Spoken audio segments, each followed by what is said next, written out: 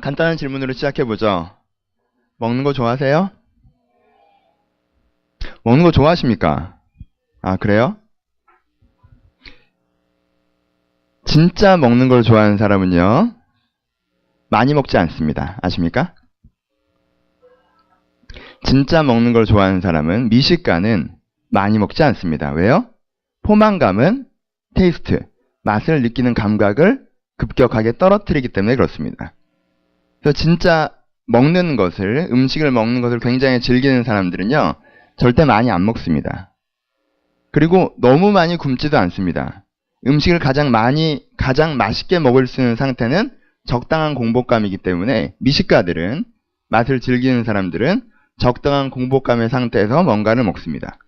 그리고 위가 70% 정도 찼을 때 식사를 멈춥니다. 그리고 또 하나, 정말 먹는 걸 좋아하는 사람은요, 자극적인 음식을 좋아하지 않습니다. 왜냐하면 미각이라고 하는 것은 굉장히 섬세해서 수백 가지의 맛을 느낄 수 있는데요, 굉장히 자극적인 테이스트의 향신료나 그런 음식을 먹을 때는 한 가지의 맛밖에 느끼지 못하게 다른 미각을 마비시키기 때문에 그렇습니다. 그래서 진짜 먹는 걸 좋아하는 사람은요, 자극적인 것을 그렇게 좋아하지 않습니다. 아, 무슨 프랑스 요리에서 나오는 그런 미식가를 얘기하시는 것입니까? 꼭 그런 건 아닙니다. 여러분들이 흔히 먹는 음식의 순서에서도 미식가들은, 진짜 먹는 것을 좋아하는 사람들은 먹는 순서가 좀 달라집니다. 일반적인 백반이 있다라고 합시다. 미식가라면, 먹는 걸 진짜 좋아하는 사람이라면 뭐부터 먹습니까? 밥부터 먹습니다. 반찬이 없는 상태에서 밥을 한 2숟갈 드시는 분이 있다면 여러분들은 진짜 맛을 아시는 분이고 음식을 사랑하시는 분입니다. 왜냐하면 그냥 일반적인 상태에서 아무것도 먹지 않은 상태에서 입을 헹구고 최초로 그냥 밥만 씹으면요, 밥 맛이 납니다. 그쵸? 독특한 고소하고 달콤한 맛이 납니다. 그건 반찬이랑 섞이면 느낄 수 없는 맛입니다. 그래서 처음에는 밥만 먹습니다. 그 다음엔 나물이나 채소처럼 간단하게 강한 것이 아니라 약하게 버무려진 야채를 먹습니다. 밥과 함께 먹죠. 그 다음에 메인 디쉬를 먹습니다. 뭐요? 고기나 생선이나 메인 디쉬를 먹습니다. 그리고 맨 마지막 쯤에 메인 디쉬를 먹느라 약간은 느끼해진 입을 달래기 위해서 김치찌개나 이런 좀 자극적인 음식을 먹습니다. 그러니까 진짜 밥 먹을 줄 모르는 사람들은 뭐부터 집어넣어요? 찌개 먼저 2숟가락 먹고 시작한다는 건 내가 맛을 안 느끼겠다는 거야, 사실. 찌개 먼저 2숟갈 여러분 입을 헹구시면요, 밥맛도 안 느껴지고요, 나물 맛도 안 느껴지고요, 고기 맛도 약간 탁해집니다. 그러니까 계속 뭘 먹어요? 찌개를 먹죠. 한국 사람들 중에 정말 먹는 걸 좋아하는 사람들이 얼마나 될까? 그럼에도 불구하고 여러분들은 먹는 걸 좋아합니다. 그쵸? 좀 다른 의미가 되는 겁니다. 진짜 먹는다는 걸 좋아해서 내가 되게 잘 먹기 위해서 준비하고 조정해서 맛을, 미각을 누리느냐? 그렇지는 않다는 거예요. 근데 우리는 먹는 걸 좋아해요. 그러면 뭘 좋아하는 거예요? 뭔가 뱃속에 넣는 걸 좋아하는 겁니다. 굉장히 동물적인 거죠. 뭔가 입에서 테이스티하게 느껴지는 게 아니라 뭔가 내 입을 거쳐서 속으로 들어가는 걸 즐깁니다. 빠른 속도로 무엇인가 쉽지 않고 집어넣습니다. 먹는 걸 좋아합니다. 전혀 다른 의미입니다. 이렇게 먹는 걸 좋아하는 사람들은 몇 가지 문제가 생깁니다. 이런 식으로 식사를 합니다. 어떻게 먹어요? 많이 먹습니다. 저번에도 한번 말씀드렸지만 생물 중에서 유일하게 자기의 위를 100% 채우는 생물이 인간입니다. 여러분들이 굉장히 혐오스럽게 보시는 돼지도 자기 위에 80%만 채웁니다. 왜요? 80% 이상 채울 때는 불편함이 느껴집니다. 여러분들 느끼는 뭔가 목까지 차오르는 그 느낌이죠. 돼지는 그 느낌이 오면 멈춥니다. 왜? 본능에 충실하기 때문에. 근데 우리는 어떻게 합니까? 우리의 의지로 본능을 극복합니다. 그래서 100%까지 채워넣습니다. 그러면 느낌으로는 목까지 차오르는 느낌을 줍니다. 왜요? 위에 끄트머리를 눌러주까지 차오르면 그게 그대로 식도까지 느껴지기 때문에 그래요. 그걸 해내죠. 더 하시는 분들은 위에게 넘어올 때까지 드시는 분들도 계시죠. 다 먹은 다음에. 무엇으로 가능해요? 인간은 의지로 극복하는 겁니다. 뭐에? 내 본능을. 진정한 인간이죠. 자유의지를 갖고 있는. 이렇게 먹습니다. 그리고 또 어떻게 먹어요? 자극적으로 먹습니다. 맛을 못 느끼게 되는 거에도 불구하고 사실 처음에 몇 숟가락, 처음에 몇 입 이후에는 내가 맛을 못 느끼고 있다는 걸 스스로 자각하지 못하면서도 자극적인 음식을 먹습니다. 내가 지금 현선이 앞에서 이런 얘기를 하는구나. 전문가가 있는데. 틀렸으면 어떡하지? 자극적으로 먹습니다. 이렇게 먹는 사람들은 무슨 문제가 생깁니까? 무슨 문제가 생기겠어요? 뚱뚱해집니다. 그리고 속이 상합니다. 그렇죠? 속이 상하고 뚱뚱해집니다. 정말 방만한 삶의 결과물이라고 할 수 있죠. 어느 쪽이 진짜 먹는 걸 즐기는 사람입니까? 감각을 살려내서 그 감각으로 자기가 진짜 주어진 것을 느끼고 누리고 소화해내고 그것들로 건강하게 하는 사람과 감각이 무뎌져서 그것과 상관없이 자기가 때로 오버페이스되고 때때로는 억제되고 그 반복작용을 속에서 좀 건강하지 않은 내적, 건강하지 않은 육체적인 상태를 경험하게 되는 사람과 누가 진짜 먹는 걸 좋아하는 사람일까요? 이쪽입니다. 그쵸? 설교 요지는 간단합니다. 적당히 드십시오. 조금 표현을 바꾸면 작작 드십시오. 그리고 먹는 것의 3단계, 공복과 적당한 누림의 식사와 적당한 체중의 이 삼각관계를 이해하십시오. 그것이 인간입니다. 그쵸? 만약에 여러분들이 좀 과도한 식사로 한동안 지속돼 오셨다면 한동안 과도한 식사로 지속돼 오셨으면 한동안 음식을 끊으시는 게 좋습니다. 내가 한동안 음식을 끊으면요, 여러분들의 미각이 얼마나 섬세한 존재인지 느껴질 겁니다. 진짜 우리는 물의 맛도 구별할 수 있는 사람들입니다. 여러 가지 물을 먹어보면 물 맛이 느껴집니다. 이틀만 금식해 보십시오. 물을 가지고도 식사를 할 수가 있습니다. 그렇죠? 자극적인 수돗물과 삼다수와 슈어를 갖고 아침엔 슈어를 마실까? 점심엔 삼다수 한 그릇 하지. 저녁에는 간단하게 수돗물이나 마시자. 아리수저 라고 할 수도 있습니다. 그만큼 우리의 입맛은 섬세합니다. 살려내십시오. 테이스트하게. 그러면요, 여러분들이 생각하는 세 가지 맛, 매운맛, 짠맛, 신맛이 아니라 굉장히 다양한 맛의 세계가 있는 것을 경험할 수가 있습니다. 무슨 얘기하고 싶은지 알겠죠? 마음의 식사도 그렇습니다. 마음의 식사를 잘못하시는 분들은 많이 먹습니다. 그리고 자극적인 걸 먹습니다. 그리고 되는 대로 먹습니다. 여러분들이 주어지는 여러 가지 마음의 식사들, 이게 꼭 영적인 거라고만 성경 많이 아는데 이런 게 아니에요. 여러분들이 보는 TV, 여러분들이 보는 드라마, 여러분들이 인터넷 신문, 뉴스, 친구들이랑 하는 잡담, 여러분들 교회에서 듣는 이야기들, 이런저런 생각들, 그게 다 어디로 들어가요? 우리의 마음속으로 들어가는 양식이 됩니다. 그렇죠? 수많은 정보량들이 내 안으로 쏟아져 들어갑니다. 우리는요, 가장 큰 문제가 뭐냐면 현대인들은 너무 많이 먹습니다. 사실 50년 전까지 안 가더라도 20, 30년 전 사람들이라고 하도요, 하루에 그만큼의 정보량을 받아들이지 않았습니다.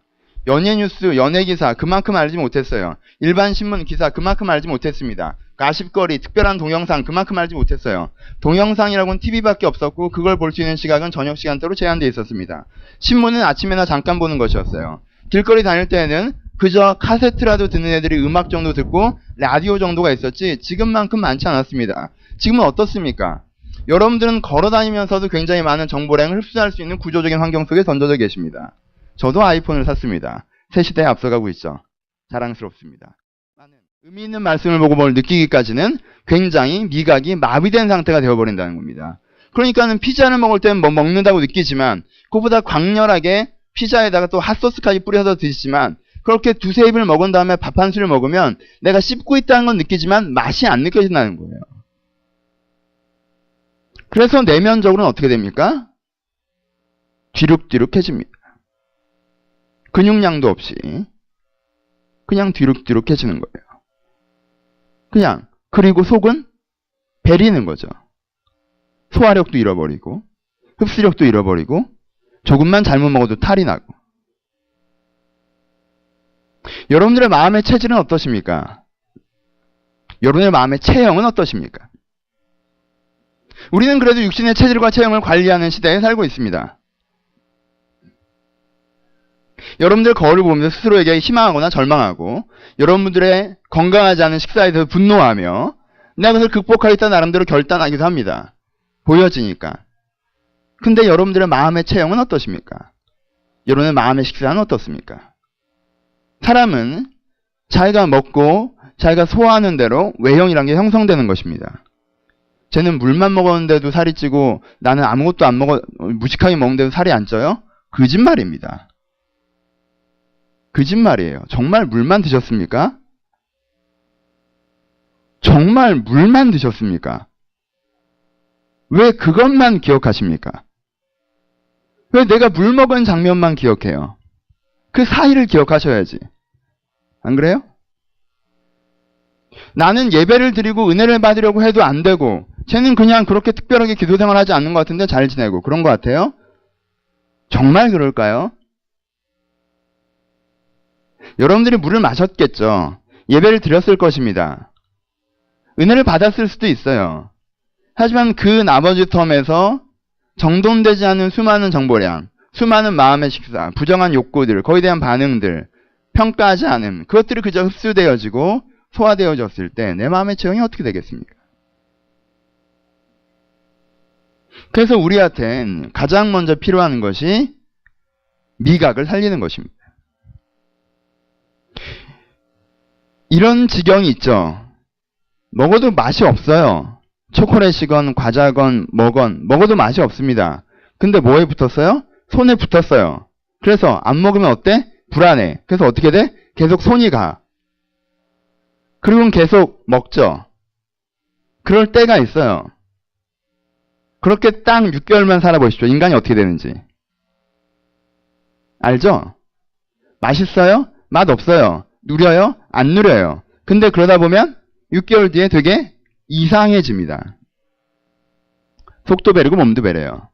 보세요. 여러분들의 영적 상태가 때때로 그렇다는 거예요. 맛이 없어요. 재밌지 않아요. 웹서핑, 인터넷 여기저기 클릭하는 거, 텔레비 앞에 앉아있는 거, 그 드라마 꾸준히 보는 거 재미없어요. 요즘엔 드라마가 예전에 그게 재밌었는데 이러면서 그 앞에 계속 앉아있어요. 친구들이랑 그 수다 재미없어요. 근데 어떻게 돼? 계속 손이 간단 말이야. 그 시간이 되면 그냥 손이 가요. 근데 그렇게 계속 자기를 먹여보십시오. 속이 어떻게 되나. 그치? 미각이 상실돼요. 감각이 없어집니다. 맛있지도 않아요. 근데 계속 집어넣는 거예요. 하지만 그렇게 집어넣으면요. 속에서 소화가 된다니까. 그리고 여러분들의 체질이 돼버려요. 여러분들이 가장 먼저 하셔야 되는 건요. 그래서 굶는 겁니다. 제가 보기엔. 일단 좀 굶으십시오. 정보량을 차단하십시오. 무슨 고난주간 됐다고 주님을 위해서 예수 그리스도를 생각하며 미디어 금식하는 이런 게 아니라 여러분들의 인생을 스스로 생각하시면서 금식하셔야 될 때가 된 것 같습니다. 굶으십시오. 여러분들의 정보량을 통제하십시오. 과다한 정보에 자기 자신을 노출시키지 마십시오. 그래서 여기저기서 주워들었던 생각 잠깐 스쳐 지나가는 걔가 그랬대? 그 연애에 이런 일이 있었대? 요즘에 이런 일이 있나? 이거 웃기다. 저건 너무 심하다. 이런 식의 생각만 다다다다다다 연결되는 게 내 일주일간의 사고가 되지 않게 하십시오.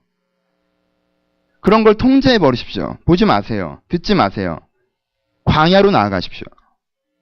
조용한 곳으로 나아가세요. 그리고 여러분들의 감각을 다시 살려내십시오.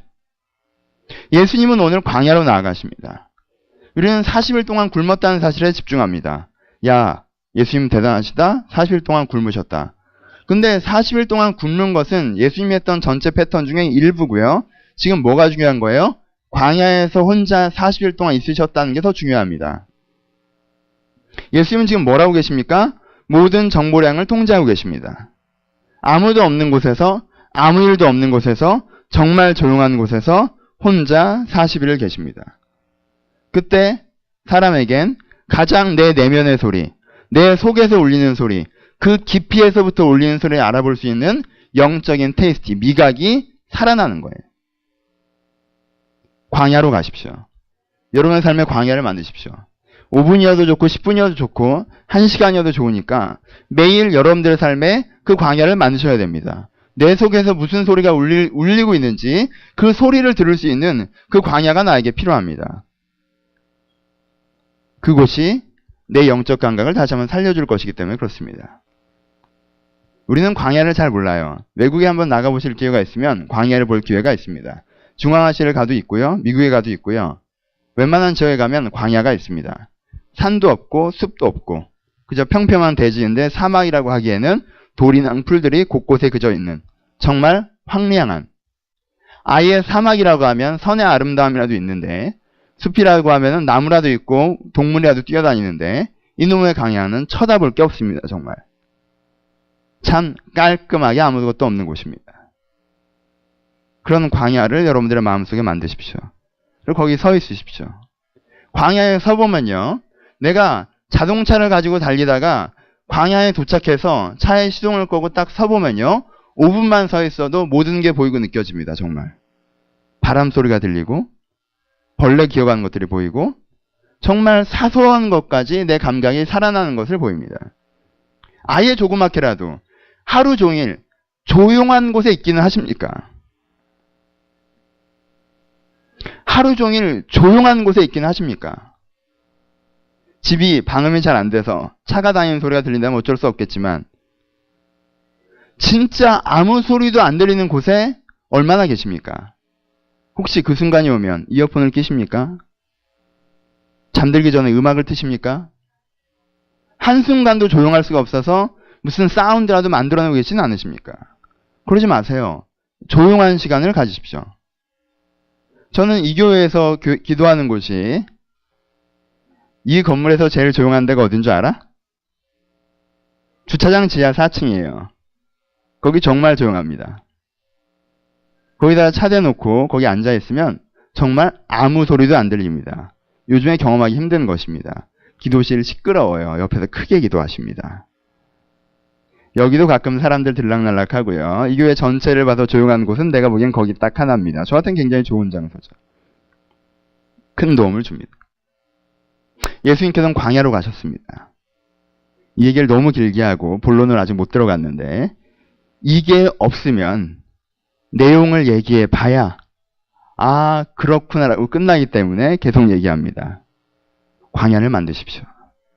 묵상의 시간을 만드십시오. 조용히 큐티도 때때로 여러분들의 광야에 방해가 되는 것을 기억하십시오. 또 정보량을 받아들이는 큐티가 아니라 이미 여러분들한테 내 생각에 많은 정보가 있으니까 그저 조용히 있어 보십시오.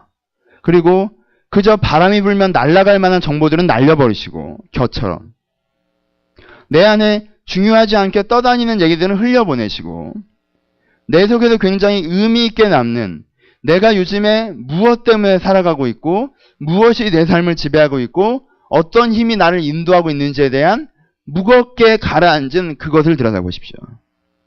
그리고 그것이 좋은 것인지 나쁜 것인지 맞는 것인지 틀린 것인지 분별하고 변별하고 변화시키십시오.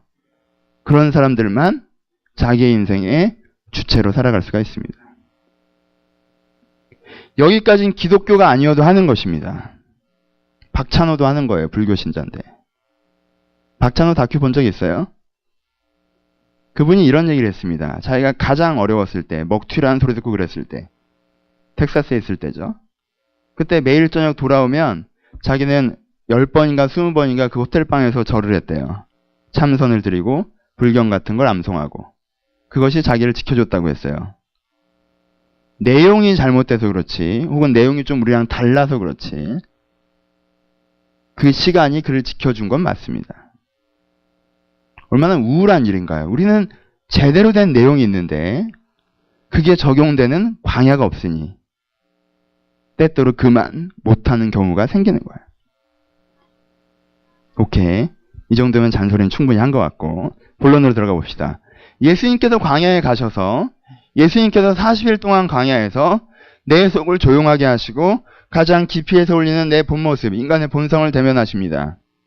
거기에 부정적으로 표현되는 것이지만 일단 긍정적으로 표현해 보겠습니다. 내 본성을 대면했을 때 첫 번째 그 마음에 울리는 이야기가 뭐죠? 첫 번째 그 마음에 울리는 이야기가 네가 배고프니까 이 떡을 만들어, 이 돌덩이를 만들어 떡을 만들어 먹으라 라고 합니다. 네가 하나님의 아들이거든. 와, 바람에 날려보내고 물에 흘려보내고 내 마음의 깊이에 들어갔더니 진짜 내 인생에 가장 무겁게 가라앉아 있는 그 얘기가 떡 만들어 먹을까? 인가? 너무 초라해요? 그런가? 떡 만들어 먹자. 말을 좀 세련되게 바꿔봅시다. 뭐죠? 절박함입니다. 40일 동안 굶은 그 배고픔의 절박함이 삶의 원동력이 되는 경우를 얘기합니다. 여기에 대한 이게 되게 여러분들은 쉽게 읽는데 이거 되게 성경에서 굉장히 깊이 있는 단락 중에 하나입니다. 첫 번째 뭐예요? 절박함입니다. 짐 캐리인가? 옛날에 아주 옛날 영화 마스크 나왔던 사람 맞나요? 짐 캐리에게 인터뷰한 게 있었어요. 당신이 성공한 이유가 무엇입니까? 짐 캐리가 했던 대답은 절박함이었습니다. desperate. 절망감에 가까운 그 절박함. 그게 자기의 성공 이유라고 했습니다. 굉장히 많은 사람이 이것이 자기의 성공 이유이고 이것이 자기의 삶을 살아가는 원동력이라고 얘기하는 거 알아요? 그리고 정말 많은 사람들이요. 이 원동력으로 살아가는 거 아십니까? 여러분들은 언제 이 원동력으로 살아내십니까? 시험이 다가오면 이 원동력으로 살아내시죠. 절박함. 이틀 전까지는 재미있는 TV가 하는 것도 나에게 큰 이슈였고 공부하기 귀찮은 것도 큰 이슈였고 친구들이 만나자고 하는 것도 큰 이슈였고 잠이 오는 것도 굉장히 큰 이슈였는데 시험이 6시간 앞에 오면 아무것도 이슈가 되지 못하죠. 내 식욕조차도 이슈가 되지 못합니다. desperate.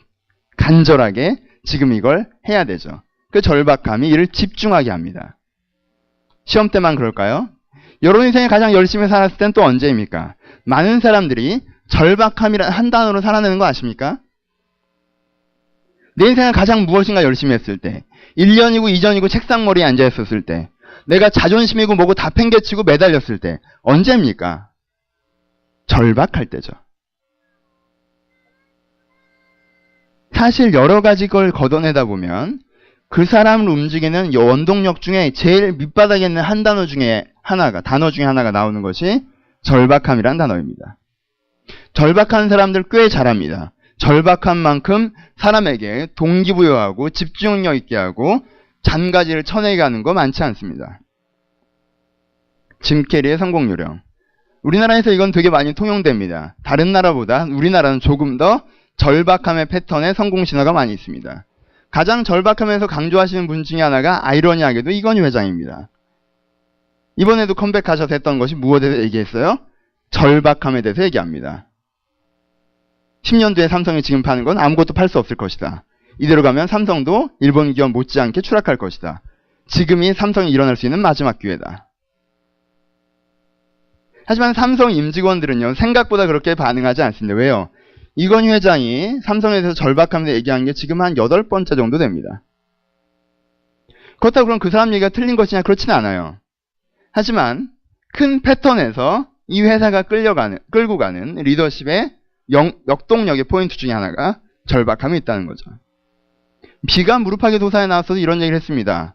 해외에 진출한 이유가 무엇이냐고 했을 때 난 더 올라갈 곳이 없는데 밑에서 다른 애들은 치고 올라오고 얘들이 치고 올라가면 난 내려가는 수밖에 없고 그럼 내가 갈 수 있는 방법은 저기였다라고 얘기하는.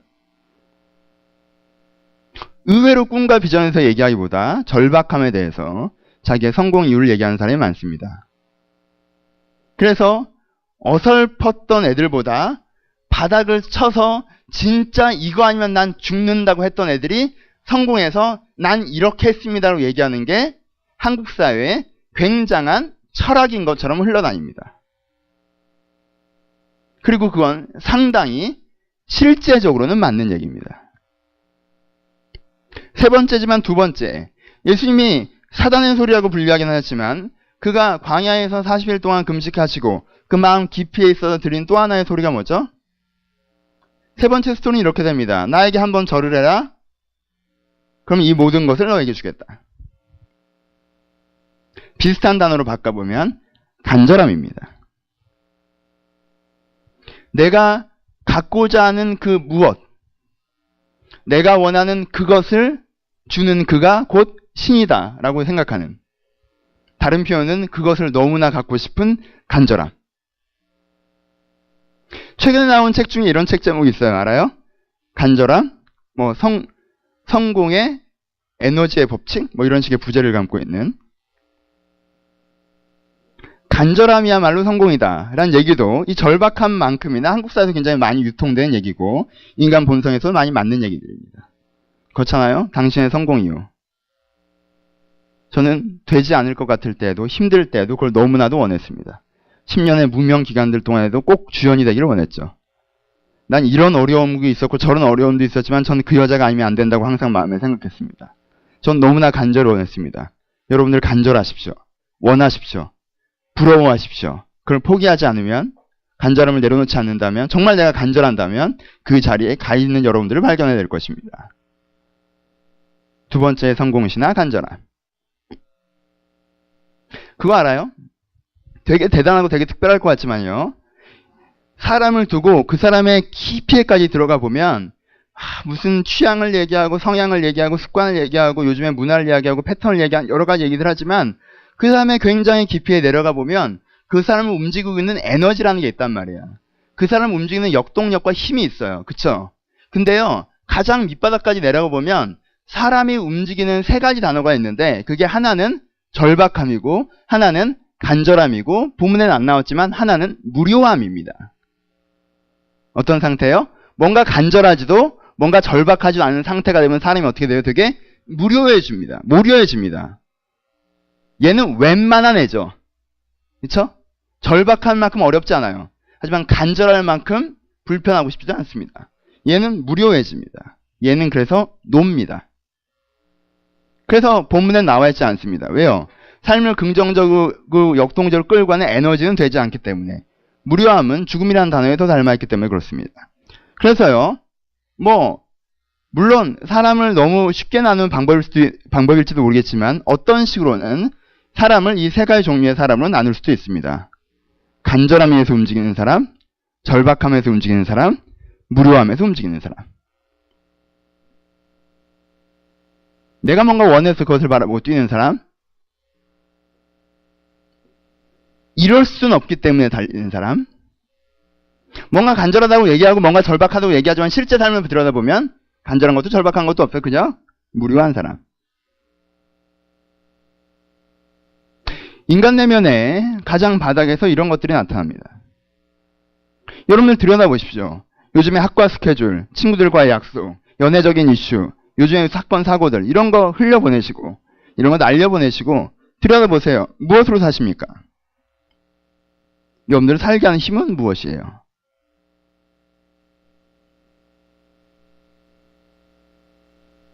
무엇 때문에 내가 움직이고 있습니까? 근데 예수님께서는 이 세 가지 단어, 아니 두 가지 단어죠. 이 두 가지 단어를 부정적으로 얘기하십니다. 왜요? 봅시다. 두 번째 사건이죠. 무슨 사건이 일어나죠? 사단이 얘기합니다. 네가 뛰어내리라. 천사가 네 발을 받아주리라. 사단이 뭘 인용해요? 성경을 인용합니다. 재밌지 않아요? 사단은 가끔 성경을 인용합니다. 그러자 예수님께서 성경을 인용하십니다. 주 너의 하나님을 시험하지 말라고 하셨느니라. 간절함으로 사는 사람에게 하나님은 어떤 존재입니까? 간절함으로 사는 사람에게 하나님은 나에게 떡을 만들어줘야 되는 존재가 됩니다. 절박함으로 사는 사람이에요. 절박한 사는 사람에게는 하나님은 나에게 떡을 만들어줘야 되는 존재가 됩니다. 간절함으로 사는 사람에게는 나에게 원하는 것을 그것을 주는 그 자가 곧 하나님이 되는 겁니다. 그래서 간절함과 절박함이 삶의 동기부여인 사람은 사실 그 사람에게 하나님은 내가 뛰어내릴 테니 나를 받으라 라고 하는 그 인생의 수단이 됩니다. 그 인생의 가장 깊은 뿌리로 내려가 봤을 때 하나님이라는 것이 바람에 날아가고 하나님이라는 것이 물결에 흘러가고 맨 밑바닥에 간절함과 절박함이 내 인생을 인도한다고 얘기하는 사람이라면 그 사람은 어떤 사람인가? 이 사람에게 하나님은 어떤 존재인가? 하나님은 내가 지금 너무나도 절박하기 때문에 나에게 떡을 만들어줘야 되는 존재가 된다는 거예요. 하나님은 내가 저걸 너무나도 원하기 때문에 그것을 주는 분이어야 된다는 것입니다. 하나님은 뛰어내리는 건 내가 결정할 테니까 내가 만약에 뛰어내린다면 내 발이 땅에 부딪히지 않게 잡아줘야 되는 분이 되는 거예요. 이에게 하나님은 에너지가 아니라 수단이 됩니다. 간절함과 절박함. 우리가 그것이 우리의 살아가는 동기라면 여러분 마음을 깊이 들어봤을 때 여러분들 지금 실제 움직이게 하는 힘이 그것이라면 여러분들은 굉장히 많은 단어로 치장하고 있을지 모르겠지만 여러분들에게 신앙이라고 하는 것은 수단은 아닐까.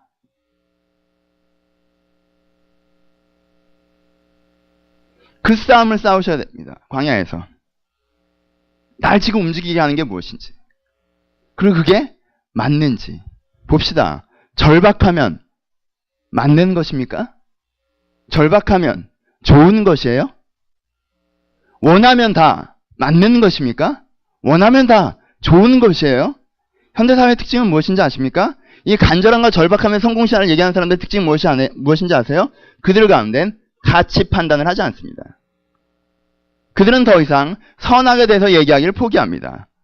옳고 그름에 대해서 이야기하지 않습니다. 무엇에 얘기해요? 그저 간절함과 절박함에 대해서 얘기하죠. 다른 표현으로는 그들은 단지 충족에 대해서만 이야기합니다. 나는 원하니 네가 충족시켜라.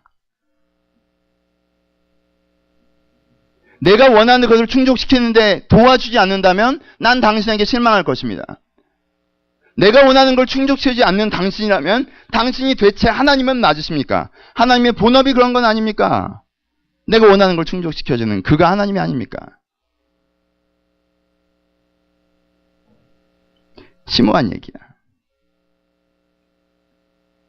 근데 봅시다. 예수님이 떡을 만들어 먹으셨다면 어떻게 되는 건가? 죄는 아니잖아. 나쁜 거야? 4일 동안 금식을 했어. 사단이 와서 예수님 시장하시면 떡 하나 드시죠. 만드실 수 있잖아요. 그럼 하나 만들어 먹을까 해서 만들어서 걔도 하나 주고 나도 하나 먹고. 그게 큰 문제예요? 큰 문제죠. 지금 뭐 하는 중이에요? 금식하는 중이죠. 뭐 하는 중이에요? 하나님의 사람으로, 하나님의 메시아로, 예수 그리스도로 이제 내가 내일 출정하기 위해서 마지막으로 하나님 앞에서 내가 누구인지에 대한 정체성을 선명하게 하는 순간이에요. 근데 그 40일 동안의 모든 수고를 깨고 지금 내가 해야 되는 그 의미를 깨고 다른 표현으로는 내가 지금 왜 이것을 하는지에 대한 정체성을 깨고 떡을 먹는 게 예수에게 유익한 일입니까? 예수에게 바른 일인가요? 예수가 원하는 일인가요? 예수가 꿈꾸는 일인가요? 아니에요. 절박함의 반대단은 무엇인지 아십니까? 정체성입니다. 절박함에 따라 움직이지 마십시오. 정체성에 따라 움직이십시오. 그래서 얘기하는 것입니다. 사람이 떡으로만 살 것이 아니요 하나님의 뜻에 나오는 모든 말씀으로 살 것이라. 말씀이라는 게 무엇이에요? 지금 내가 금식하는 이유, 지금 내가 어떠한 삶에는 하나님의 콜링, 하나님의 지시, 하나님의 응답, 그것이 내 정체성이 나를 움직이게 하는 거라는 거예요. 절박함이 여러분들을 움직이게 하지 마십시오. 절박하기 때문에 아무 회사나 들어가시겠습니까? 절박하기 때문에 아무나 만나서 결혼할 거예요? 절박하기 때문에 아무거나 주워 드시겠습니까? 절박하기 때문에 자기의 인격이고 신앙이고 다 포기하고 아양 떨고 비유 맞히고 어떻게든 거기서 적응해 보려고 하고 그렇게 몸부림치시겠습니까? 절박하기 때문에. 여러분들 그 절박함에 따라 움직이는 동안 어느 시점에서 뭐가 없어지는 줄 알아요? 내가 없어집니다. 단지 절박함이 내 선택의 동기부여에서 걸어가는 순간 어쩔 수 없잖아요. 해야만 하잖아요. 절박하잖아요. 라고 절박함이라는 말로 여러분들이 몇 발짝을 내딛는 순간 그 다음에 너는 어디 있을까? 절박함이라는 단어는 정말 무서운 단어입니다. 절박함이라는 단어는 모든 걸 무시하게 만듭니다. 내 관계, 성격, 인품, 쌓은 모든 것들, 가치관. 왜? 내가 죽겠는데라는 그 한마디로 모든 게 무시되는 거죠. 절박함으로 열심히 뛰지 마십시오. 절박함으로 열심히 뛰고 있으면서 자랑스러워하지 마십시오. 뛰고 있는가 하는 게 중요한 것이 아닙니다. 왜 뛰고 있는가가 중요한 것입니다. 절박함으로 열심히 뛰면서 주를 위해서, 영광을 돌리기 위해서 하나님께 주신 비전에 따라 이런 말로 치장하지 마십시오. 그게 치장인지 아닌지는 누구만 알아? 나만 알아. 어디에서? 내 광야에서. 깊이 들어가 보란 말이야. 뭐가 남는지. 속지 말고 스스로에게. 주변 사람들은 몰라요. 옆에서 보기엔 정말 비전적인 말로 화려하게 치장되어 있고 논리적으로 당당하게 얘기하기 때문에 괜찮아 보이고 격려받고 있습니다. 근데 이는 참 재밌는 게 내가 그렇게 치장했다가 다른 사람이 속아주면 그 속아줌에 또 속습니다. 그래서 지가 진짜 그런 줄 알죠. 이 함정에서 걷어나오십시오. 여러분들 가는 깊이에 무엇이 있는지, 나를 움직이게 하는 게 정체성인지 절박함인지, 나는 이러한 사람이기 때문에 힘이 들고 배가 고파도 어려워도 이렇게 해야 된다라고 하는 사람인지, 내가 지금 이게 아니면 안 되기 때문에 그 절박성 때문에 하겠다고 하는 사람인지. 그쵸? 두 번째는 그거예요. 간절함이 아니라 목적성이 여러분들을 움직이게 하십시오. 간절함은 정서의 단어고 목적성은 가치의 단어입니다. 예수님께서 이렇게 얘기하십니다. 나에게 경배하면 이 모든 것들을 너에게 주겠다. 아, 예수님은 뭐, 예수님이 지금 세상에 왜 오셨어요? 예수님은 지금 세상을 얻기 위해 세상에 오셨습니다. 알죠? 예수님은 관심도 없고 예수님은 갖고 싶지도 않은 걸 지금 사단이 제시하는 게 아니에요. 여러분들에게 야, 네가 정말 나에게 한번 절을 하면 키보드를 줄게. 관심 있는 사람 누구 몇 명이나 있을까? 전 키보드가 싫어요. 이걸 받고 집에 가져고 와야 쓸데가 없습니다. 이 아이가 두드리겠죠. 분명히 시끄러울 거예요. 어제 아이폰 줬더니 거기서 피아노 계속 두드렸습니다. 어려웠어요. 저긴 불편한 일이에요. 줘도 싫습니다. 그렇잖아. 우리는 그렇게 생각해요. 예수님이 세상 같은 게 왜 필요하겠어? 천국을 갖고 계신 분인데. 그러니까 사단이 세상을 준다고 해도 전혀 끄떡도 안 하셨지. 그럴까요? 예수님은요, 빼앗긴 세상을 다시 찾기 위해서 여기 오신 거예요. 예수님이 간절히 원하고 회복되기를 원하고 다시 소유하기를 원하는, 이 땅에 다시 한번 왕으로 되기를 원하시는 그것을 준다고 사단이 얘기한 것입니다. 그걸 누가 훔쳐갔어? 사단이 훔쳐갔잖아. 그거 돌려준다는 거야. 뭐 한 번 하면, 절 한 번만 하면. 그쵸? 영적으로 여러 가지 디테일한 부분 있지만 간단하게 표현하면. 그러니까 뭐예요? 여기서 얘기하고 싶은 포인트는 내가 원하는 간절함에 대해서 준다고 했어요. 하지만 문제는 뭐야? 예수님은 뭐하러 오셨어요? 단지 세상을 다시 가지려고 오셨어요? 아니죠. 하나님을 기쁘시게 하기 위해서 오셨어요. 여러분 기억하세요. 처음 여러분들이 그 대학을 가고자 했던 목적성이 뭐였습니까? 처음 그 직업을 가지려고 했던 목적성은 뭐였어요? 처음 그 연애를 시작하면서 꿈꿨던 목적은 무엇입니까? 어떤 관계가 되기를 원하셨어요? 내가 어떤 직장인과 사회인이 되기를 원하셨습니까? 내가 어떠한 대학생이 되기를 원하셨어요? 어떤 사람이 되어가기를 원하셨습니까? 그 목적성에 충실하십시오. 간절함에 충실하지 말고. 그 목적성 자체에 충실할 때, 그것이 나를 움직이게 할 때 내가 있어야 될 그 자리에 서게 되는 것입니다. 여러분들의 마음의 깊이에 들어갔을 때 여러분들의 마음 가운데 건져지는 단어가 목적성이 돼야 됩니다. 여러분 움직이게 하는 힘이 그것이어야 됩니다. 내가 오늘 자다가 오늘도 학원에 가기 싫고 학교에 가기 싫은데, 내가 오늘도 몸이 좀 찌뿌둥하고 비가 오기 때문에 기분이 우울한데도 내가 오늘 일어나서 움직이는 이유가 내 정체성과 내 목적성 때문이어야 돼요. 내가 뭔가 나를 유혹하는 물론 그런 것이 있다 할 때에도 내 정체성과 내 목적성, 난 그런 사람이 아니야. 난 그런 사람이 되고 싶지 않아. 그게 매력적이어 보이기도 하고 그것에 설레기도 하지만 난 그런 사람이 아니야. 정체성이 나를 지켜야 돼요. 내가 쉬고 싶고, 내가 타협하고 싶고, 내가 화해하기 싫고, 내가 대충 해버리고 싶을 때에도 나는 저런 사람이 되고 싶고 저런 일을 하고 싶어. 라는 그 목적성이 나를 움직이게 하는 힘이 돼야 됩니다. 우리의 문제는 뭐냐 하면 우리의 에너지가 되어야 되는 단어들은 우리를 치장하는 간판으로 변화되었고 실제 우리를 움직이게 하는 것들은 전혀 엉뚱한 것이 될 때 그게 내 인생의 진정한 문제라는 것입니다. 우리는 스스로 조심하지 않으면 잘 시작했다가도 중간에 뒤집어집니다. 예수님께도 사단은 시험했어요. 그가 메시아의 꿈을 꾸고 이 땅에 오셨고 30년 동안 메시아로 성장하셨고 이젠 출정해야 될 그때에도 유혹합니다. 하물며 우리야. 여러분들이 주님의 꿈을 꾸고 목적성을 갖고 살고요. 하나님 앞에서 나를 찾아서 정체성을 갖고 사는데도 끝없이 절박함과 간절함으로 여러분들을 유혹할 것입니다. 그래서 마치 내가 절박함 때문에 사는 사람인 것처럼 내가 마치 간절함 때문에 사는 사람인 것처럼 그 텐션 사이를 왔다 갔다 하다 하면 피곤하니까 어느 점에서 무료함의 사치로 도망가는 것처럼 그것이 내 삶을 구성하는 3요소인 것처럼 여러분을 속일 것입니다. 스스로 내 마음을 지켜내지 않으면. 내 목소리 너무 마음에 안 든다. 마무리 갑시다. 그래서 결론은 간단합니다. 아주 간단한 결론. 아까도 얘기했던 것처럼 적당히 드십시오. 보네포가 이런 말을 했습니다. 순결은 내가 원하는 것에 대한 억압이 아니라 내가 진정으로 원하는 것에 대한 집중이다.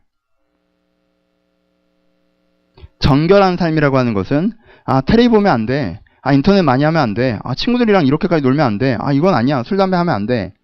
내가 그걸 하고 싶지만 하지 말라고 하셨어. 라는 억압이 아니라 내가 진정 원하는 것을 대한 난 이런 사람이고 싶으니까 난 이런 사람이 되고 싶으니까 이런 사람이고자 하니까 근데 내가 이런 것들을 되면 난 그런 사람이 아니라 다른 사람이 되어버리니까 정결은 여러분들 원하는 것들에 대한 억압이 아니라 여러분들이 진정 원하는 것들에 대한 집중입니다.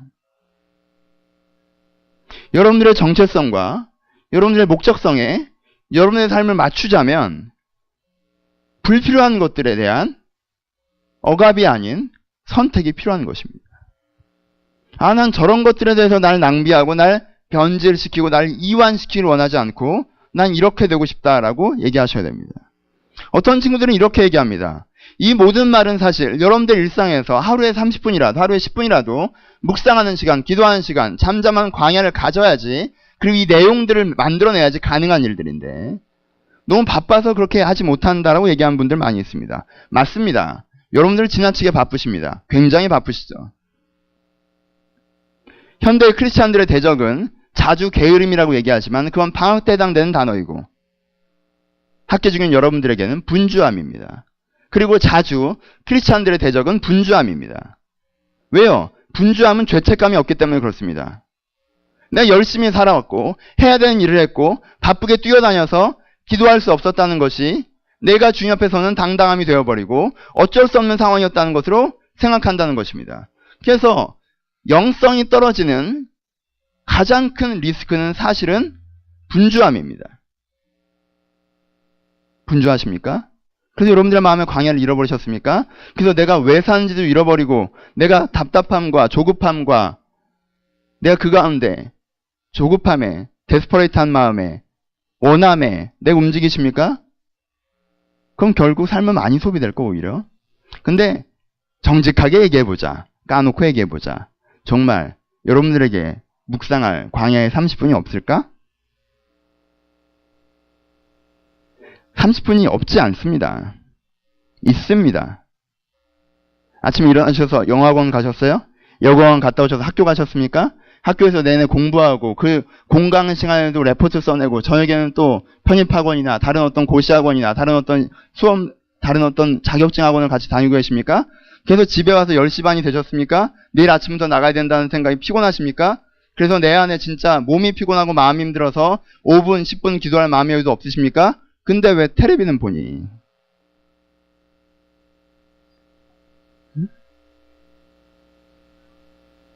그래도 텔레비는 보잖아. 그러니까 이건 무슨 문제냐? 분주함의 문제가 아니라 인식 문제라는 거예요. 왜? 여러분한테 광야가 뭘로 폴더 분류가 되어 있는 거예요? 하나님과 둘만 있어 내 속을 깊이 들여다보는 묵상의 시간이 엔터테인먼트 폴더에 안 가 있고 워크 폴더에 가 있는 거죠. 그러니까 하루 종일 일하고 들어왔는데 또 일하냐? 이런 마음인 거예요. 스터디 폴더에 가 있는 거예요. 하루 종일 공부하고 들어왔는데 또 공부하냐? 이렇게 되어 있는 겁니다. 여러분들이요, 이 여러분들의 마음의 광야를요, 엔터테인먼트 폴더로 옮기지 않으면요, 여러분들의 개인의 기도의 시간은 갱신되지 않습니다. 왜? 기도 시간 누가 체크하는 것도 아니고, 시험 보는 것도 아니고, 성적 나오는 것도 아닌데, 누가 그 일을 그렇게 열심히 하겠습니까? 근데, 마음의 광야는 쉴로 유흥이고 유희이며 쉼이어야 합니다. 그리고 그렇습니다. 그래서 내가 굉장히 바쁘다가도 짬이 나면 그것을 하는 것처럼 여러분들이 쉼이라고 인식하는 그 무엇은 그것이 인터넷 오락이건 아니 핸드폰 오락이건 친구와의 문자질이건 TV를 보는 것이건 내가 아무리 바빠도 이건 하고자야 마음에 한 가지 여유가 있어서 그렇게 하는 그것에 기도가 분류되어져야 됩니다. 맨날 하는 대화잖아. 하루 종일 일하고 들어왔어요. 공부하고 들어왔어요. 딱 3, 40분 정도 텔레비 보는데 엄마가 옆에서 얘기합니다. 그거 왜 보고 앉아있냐고. 그럼 나는 숨도 못 쉬어. 이것도 못 봐. 라고 짜증을 냅니다. 맨날 피곤해하면서 들어가서 자지 라고 얘기하면 들어가서 자면 눈 뜨면 또 뛰어야 되니까 난 뭐가 필요해. 나도 쉬어야 될 거 아니야. 나도 쉼이 필요하고 나도 호흡이 필요하고 그러니까 나도 이 앞에서 퍼질러서 앉아있는 게 내 인생에 뭐라는 거예요? 내 인생의 재생산이고 내 인생의 쉼이며 내 인생에 새 생명을 주는 역사의 시간이라는 거잖아. 그 쓸데없는 정보량을 받아들이는 게.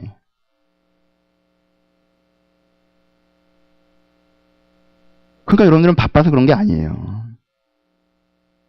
오케이? 다시 갑시다. 진짜 결론. 목소리가 이런 데도 들어줘서 너무 고마워요. 사랑합니다.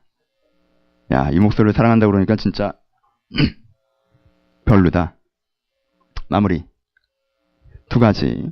내가 내용적으로는 덜 중요하지만 심정적으로는 더 액센트를 주는 부분.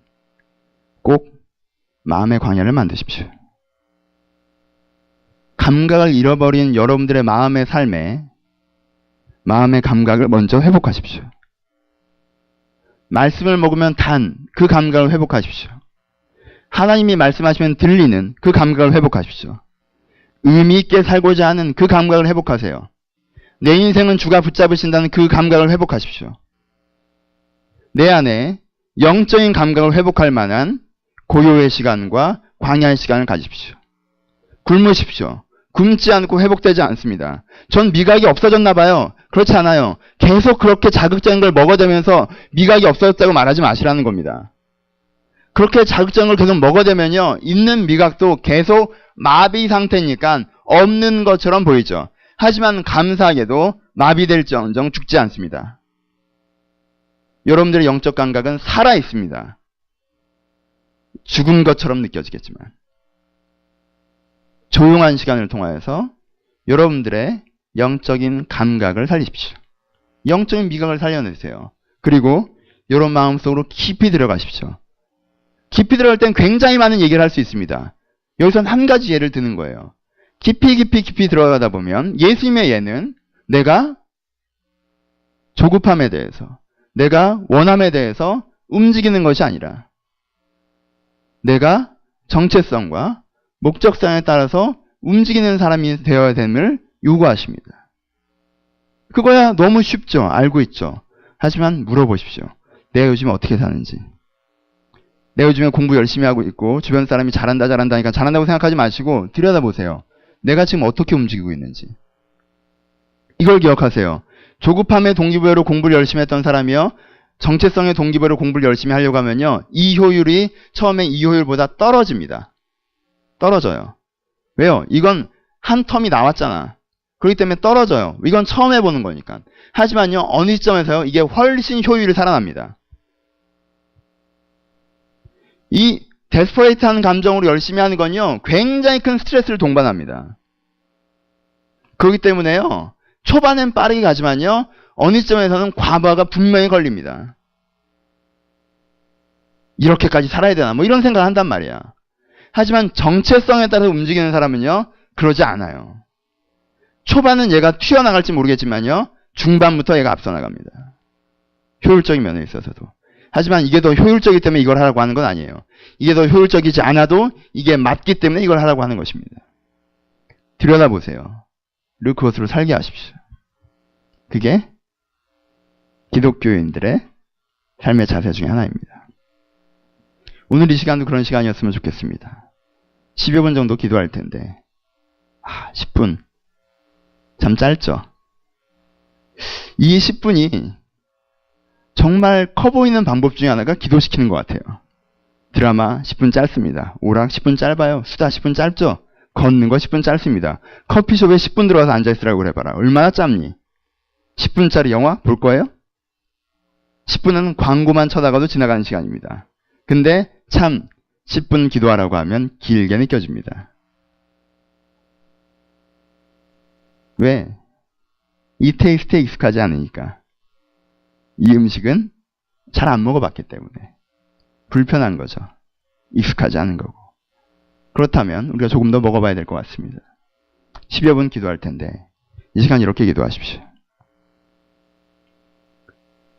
내 속을 한번 들여다보면 내 속에 지금 무슨 생각을 하고 있는지를 한번 보세요. 여러분들의 속이 얼마나 시끄러운지 보십시오. 여러분의 속이 얼마나 산만한지 보세요. 여러분들의 속이 얼마나 일관성 없는지 보십시오. 그리고 그게 조용하게 해달라고 기도하십시오.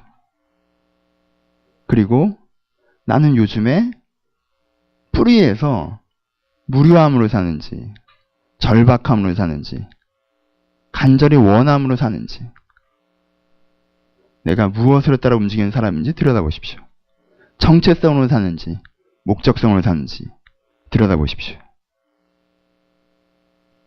그것까지 할 수 있다면 20분은 여러분들의 한 주일 가운데 가장 밀도 있는 10분이 될 것입니다. 여러분 마음을 들여다보시면서 같이 기도하시겠습니다.